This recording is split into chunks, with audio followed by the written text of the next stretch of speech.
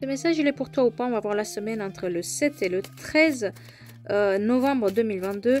Pour les Capricornes, qu'est-ce qu'ils doivent savoir? Quelle est l'énergie? Sur quoi ils doivent travailler cette semaine? À quoi ils doivent faire attention? 1. Le palais de Viviane. Déjà, le numéro 1 en numérologie, c'est un symbole de commencement et de indépendance. Donc cette semaine, si vous avez des nouveaux projets, si vous avez des nouvelles idées, mettez-les en place. Si vous voulez prendre votre indépendance par rapport à une situation, n'hésitez pas à le faire, n'hésitez pas à couper. Être authentique, c'est tout simplement être soi et suivre son propre chemin. C'est apprendre à se connaître, à accepter ses forces et ses faiblesses, ses principes et ses valeurs et à les s'assumer. Regardez à l'intérieur de vous-même, écoutez votre petite voix, apprenez à vous découvrir, à vous aimer. Pour vous aider, vous pouvez lister vos qualités, vos défauts avec la bienveillance et l'objectivité. Faites également la liste de tout ce qui vous caractérise, vos mentors et les personnes qui vous inspirent, les livres, les films que vous aimez, les événements ou les voyages que vous ont marqués et cherchez le lien entre tous ces éléments. Vous pouvez également utiliser les outils complémentaires comme la numérologie, l'astrologie ou l'étude de votre prénom par exemple pour approfondir vos recherches. Partez à l'aventure et entamez la quête de la découverte de vous-même.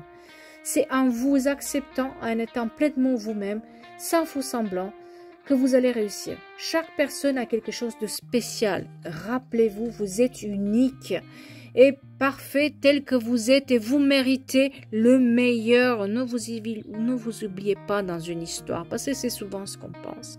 On fait toujours plaisir aux autres. On passe toujours aux autres. On passe les autres avant nous. Et à un moment ou à un autre, on n'est plus nous-mêmes. Donc, les clés sont à l'intérieur de vous cette semaine. Essayez de les trouver. Côté sentimental, c'est une période un peu de retrait ou de célibat qui est recommandée peut-être. Faites le point avec vous-même. Si vous êtes en couple, là, on vous invite à prendre du temps pour vous, à évaluer ce que vous souhaitez profondément. Prendre vraiment du temps, un petit break, un stop.